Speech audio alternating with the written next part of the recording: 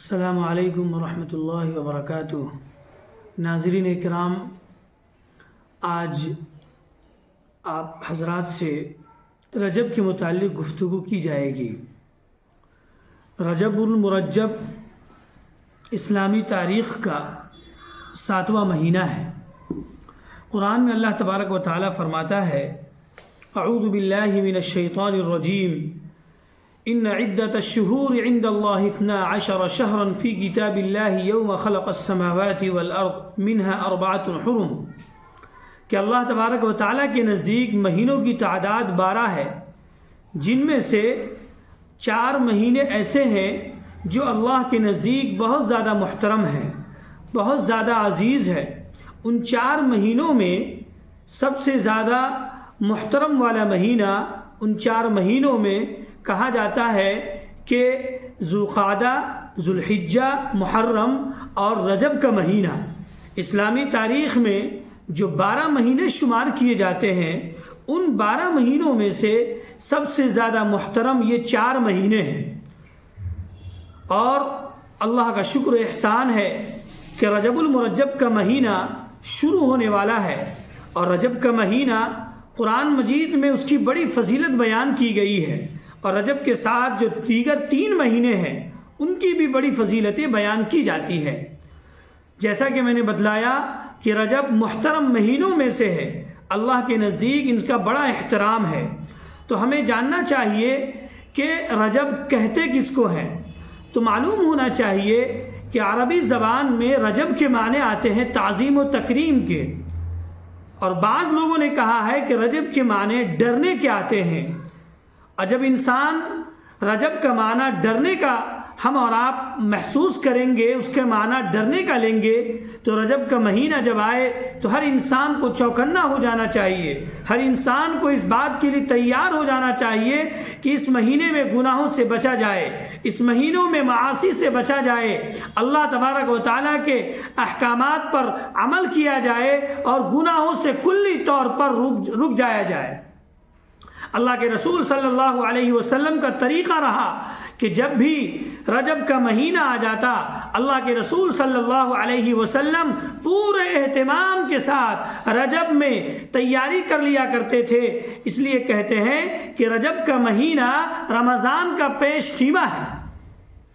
یہ رجب کا مہینہ ہمارے لیے رمضان کی آمد کی تیاری کا بہترین موقع ہے۔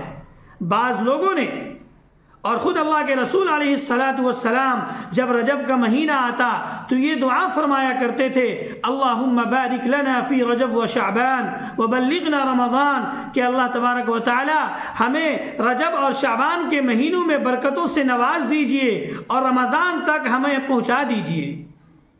ظاہر ہے کہ رمضان سے پہلے رجب اور شعبان کا مہینہ یہ رمضان کی تیاری کا بہترین موقع ہوتا ہے۔ حضرت عائشہ رضی اللہ تعالی عنہ فرماتی ہیں کہ ان مہینوں میں اللہ کے رسول صلی اللہ علیہ وسلم رمضان کی تیاری میں لگ جایا کرتے تھے، رمضان کی تیاری میں ہر اعتبار سے لگ جایا کرتے تھے۔ اسی لیے یہ رجب کا مہینہ ہمارے لیے رمضان کی تیاری کا موقع ہے۔ ہر انسان کو چاہیے کہ رمضان کی تیاری میں لگ جائے، چونکہ آپ جانتے ہیں کہ رمضان کا مہینہ تمام مہینوں میں عبادات کے اعتبار سے، فضیلت کے اعتبار سے بڑی اہمیت کا حامل ہے۔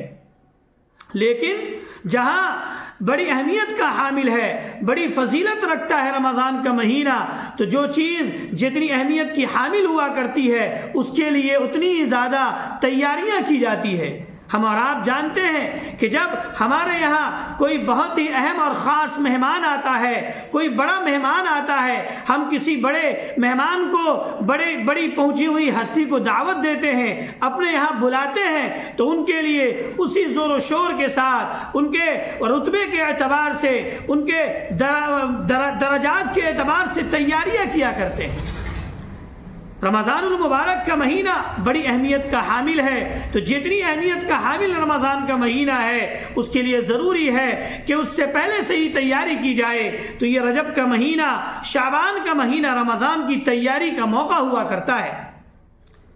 ہم سب کو چاہیے کہ رمضان کی تیاری کے لیے ابھی سے کمر کس لے اور ہمیشہ اس کے لیے فکر مند رہا کرے.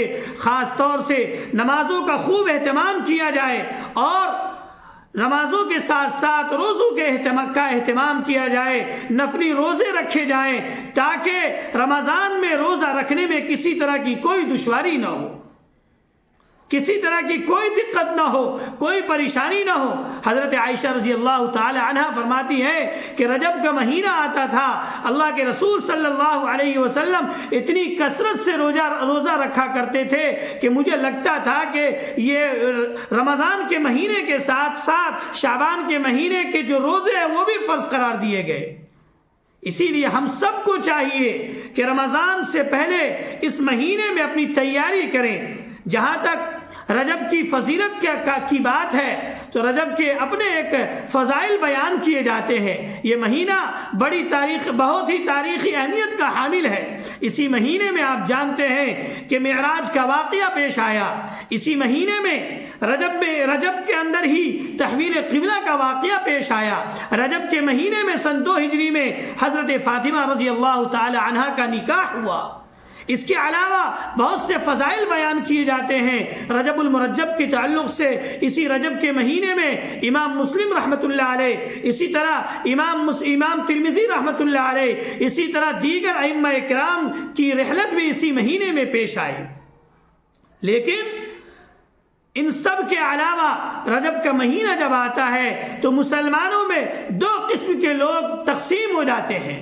ایک تو وہ لوگ جو رجب کے مہینوں میں کی فضیلت میں غلو سے کام لیتے ہیں، اور ایک وہ لوگ جو رجب کی فضیلت کا سرے سے انکار کر دیتے ہیں.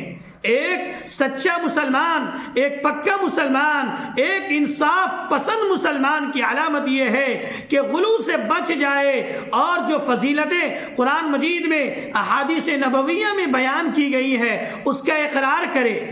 ایک پکا مسلمان ہونے کے لیے ضروری ہے کہ غلو جو اسلام میں سراسر اس کو ناپسند کیا گیا ہے، زیادتی سے کام لینا، غلو سے کام لینا، بڑھا چڑھا کر پیش کرنا، یہ اسلام میں کسی بھی اعتبار سے درست نہیں ہے. لہذا ہم سب کو چاہیے کہ رجب کا مہینہ ہمارے سامنے آ چکا ہے. رجب کا مہینہ ہم سب کے لیے اس بات کا بہترین موقع ہے کہ ہم اس مہینے میں رمضان کی تیاری میں لگ جائیں اور رمضان کی تیاری میں کوئی کمی نہ چھوڑے. رجب کا مہینہ اور شعبان کا مہینہ، یہ دونوں مہینہ ہم سب کے لیے ایک طرح سے نعمت کا مہینہ ہے، تاکہ رمضان میں پورے انہماک کے ساتھ، پورے جوش کے ساتھ، پورے شوق کے ساتھ، پوری رغبت کے ساتھ اللہ کی طرف ہمارا دل مائل ہو جائے اور ہم تیاری کے لیے کمر بستہ ہو جائے. اللہ رب العزت سے دعا کیجئے کہ اللہ تبارک و تعالی ہم سب کو رجب اور شعبان کی قدردانی کی توفیق نصیب فرمائے اور رمضان تک ہم سب کو پہنچا دے. آمین. وما توفیقی الا باللہ، وآخر دعوانا الحمدللہ رب العالمین.